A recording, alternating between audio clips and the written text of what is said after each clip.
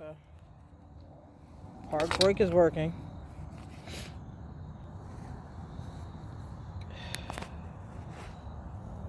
Park brake is working. Neutral light is working.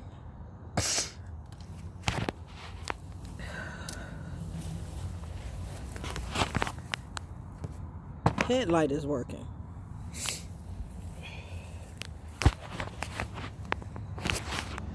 But this is all I get. And it does kill out the light.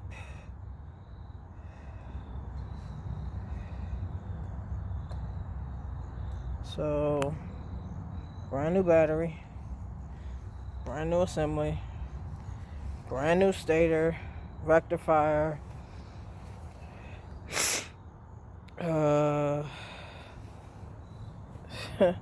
diodes, brand new oil. Will not start.